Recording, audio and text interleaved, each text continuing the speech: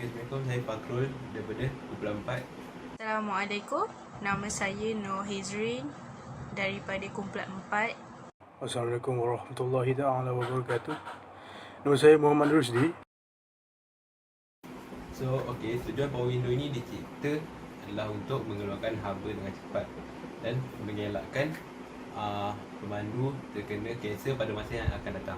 So, next ialah suhu di Malaysia ini mencapai 36 darjah Celsius hingga 40 darjah Celsius.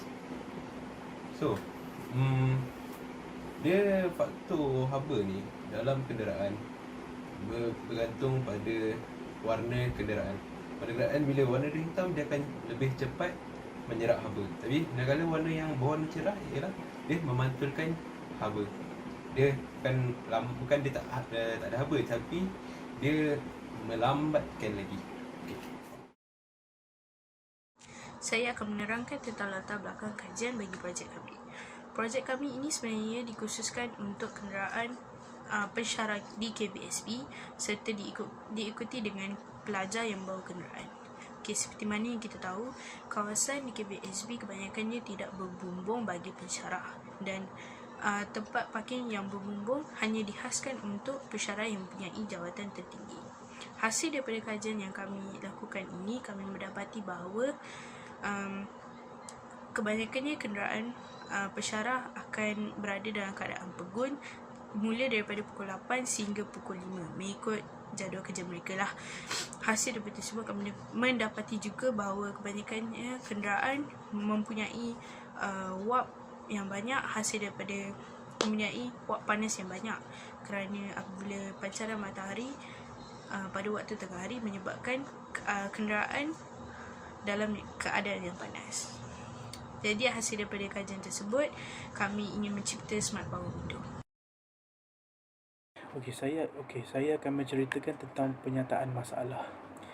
Penyataan masalah ni ialah masalah yang sering berlaku sebelum terciptanya projek kami ni, ialah Smart Power Window. Antara masalahnya ialah, saya akan menceritakan satu keadaan.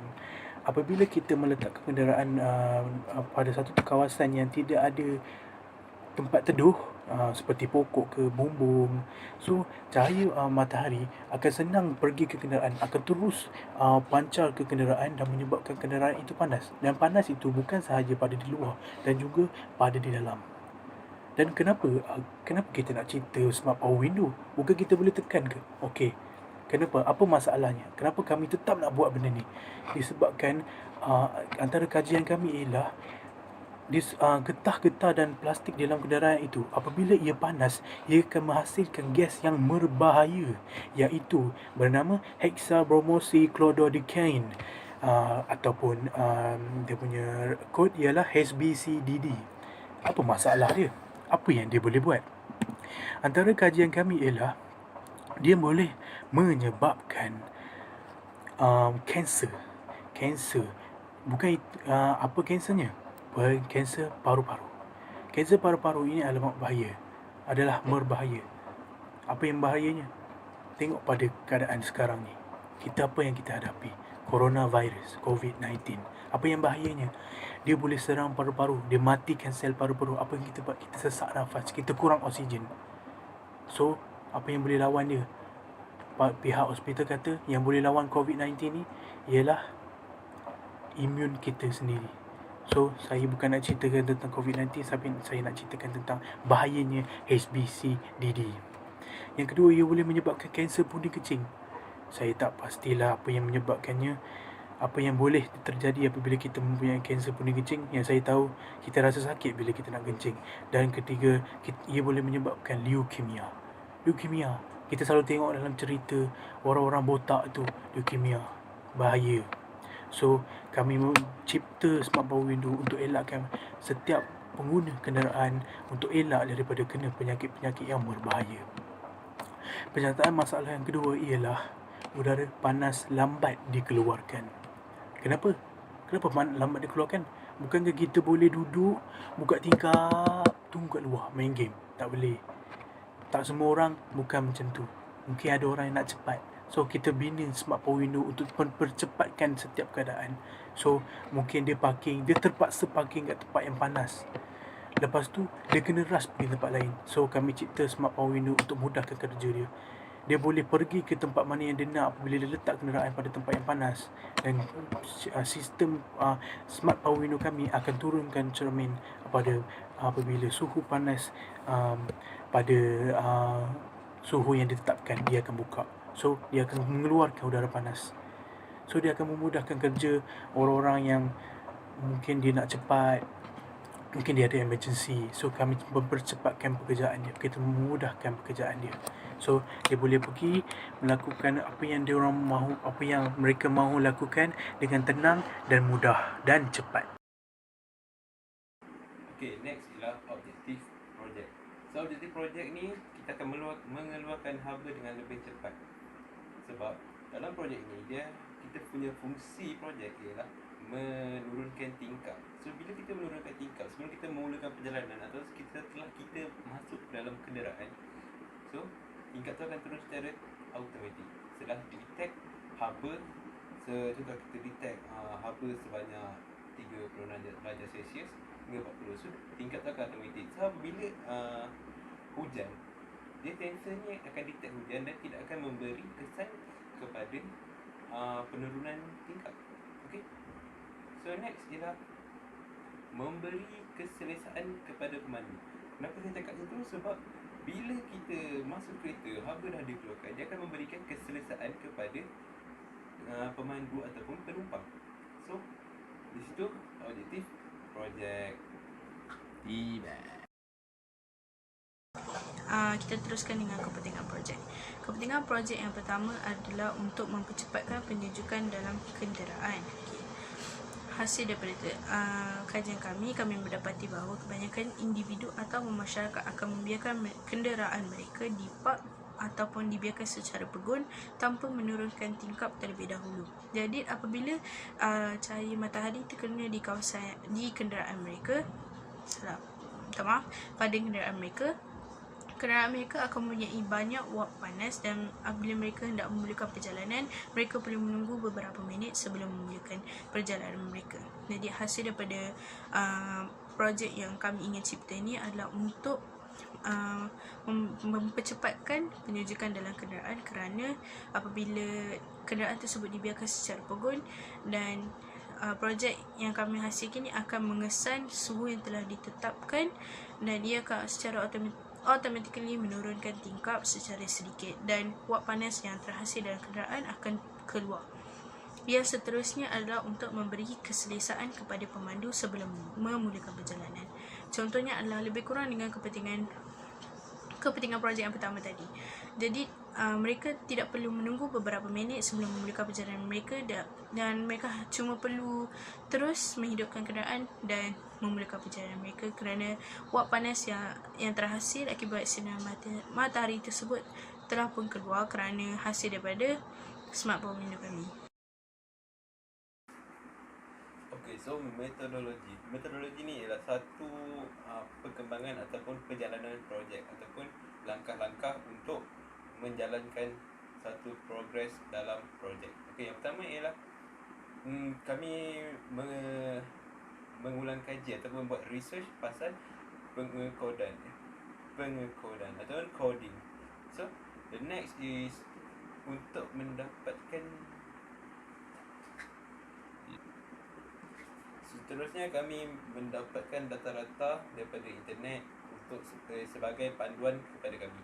Okay, seterusnya kami mengkaji ataupun bertanya kepada rakan yang mengambil kos ETN, iaitu kaedah pematrian. So kaedah pematrian ni ialah langkah untuk mencantumkan komponen-komponen elektrik dalam satu litar yang kecil. Okay.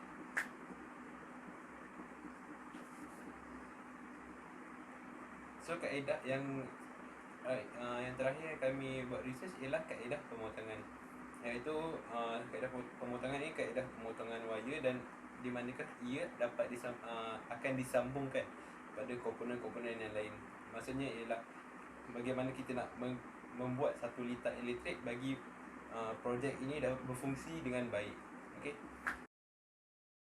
kita teruskan dengan literature. Literature merupakan kajian lepas berkaitan dengan kajian yang akan dilaksanakan. Yang pertama iaitu mengeluarkan udara panas secara automatik.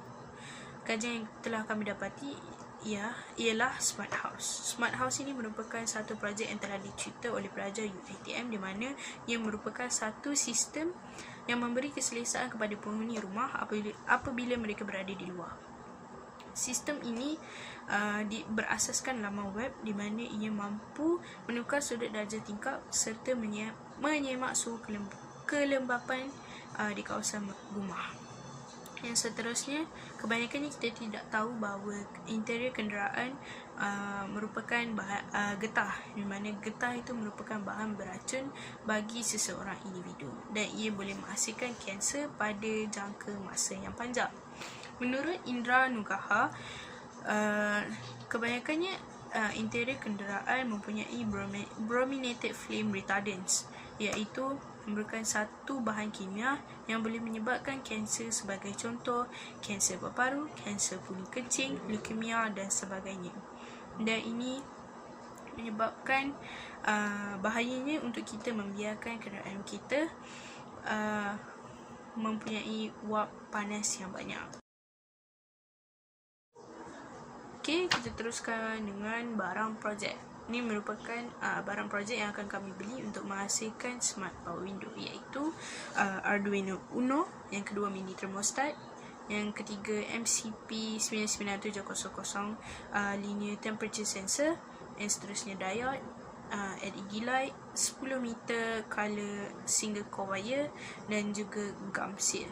Jadi ini merupakan barang projek yang akan kami beli dan berkemungkinan kami akan menambah barangan yang lain. Jadi untuk yang sementara ini merupakan barangan yang akan kami beli. Jadi kos keseluruhan projek untuk barangan ini adalah sebanyak RM146.80 sen. Perancangan pelaksanaan projek kami ialah kami mempunyai 3 pecahan bahagian, iaitu pemilihan projek, proses pembuatan dan penyelesaian akhir terhadap projek. Apa pemilihan projek?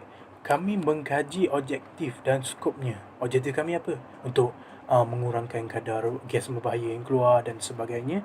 Lakaran awal reka bentuk iaitu kami melakar litar elektrik terhadap mesin kami lah, iaitu smart power window.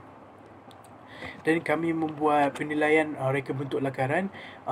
Kami memberikan pada cikgu-cikgu yang dilantik untuk membuat pemantauan terhadap kami. So kami berikan lakaran, so dia akan membuat penilaian terhadap kami. Dan dalam proses pembuatan, kami juga membuat pembersihan lah terhadap pembuatan itu. So kami membina projek itu, kami bersihkan dia, kami cantikkan projek itu. Dan ia juga bukan sekadar bersih. Biasalah dalam proses pembuatan mestilah pemasangan. So pemasangan kami pun kami kena buat dalam keadaan yang teratur, keadaan yang cantik. So mungkin kalau kita lukis pun kita kena ada skala yang betul, seperti dalam pengajaran yang kita belajar sebelum ni dengan cikgu-cikgu lain. Matematik kita ada kiraan yang betul. Matematik mesti dalam kiraan, tapi mungkin dalam AutoCAD kita kena ada skala yang betul untuk kita lukis ke satu bentuk tu, barulah dia kemas dan cantik. Dan penyelesaian akhir terhadap projek, apa penyelesaiannya ialah apabila projek itu sudah terhasil, ia tidak mungkin menjadi 100% perfect. Dia mesti ada defect dia. So kami akan memperbaiki kelemahan projek kami. Mungkin kami akan buka-buka sikit, kami akan check, mungkin kami akan program-program sikit. So kami akan cuba lagi sampai projek kami itu boleh dikatakan perfect, walaupun sebenarnya ia tidak. Okay, so catagan pula, kami telah buat catagan dan anda semua boleh tengok di sini. Okay, so pemilihan projek, anggaran kami ialah akhir bulan 1, tapi kami telah terlewat selama 1 minggu, iaitu kami terpaksa sampai minggu pertama bulan Februari untuk memilih projek. Okey, yang kedua ialah mengkaji skop dan objektif. So kami mengambil masa 2 minggu untuk membuat kajian tentang skop dan objektif. Seterusnya melakar projek. Kami telah menyiapkan lakaran mengambil masa selama 3 minggu untuk menyiapkan satu lakaran projek. Seterusnya, penambahbaikan dalam projek. Iaitu kami mengambil masa dalam sebulan, iaitu 4 minggu untuk mengkaji dan menambah baik projek. Iaitu kami berjumpa dengan cikgu penasihat kami dan mendapatkan dia punya kata-kata untuk menaikkan ataupun membaiki kelemahan yang ada di projek kami. Okey, kemudian penulisan laporan. Penulisan laporan ni kami mengambil masa dalam sebulan jugalah. Tapi kami dapat siapkan dalam jangkaan awal cartagan. Seperti anda boleh tengoklah di sini.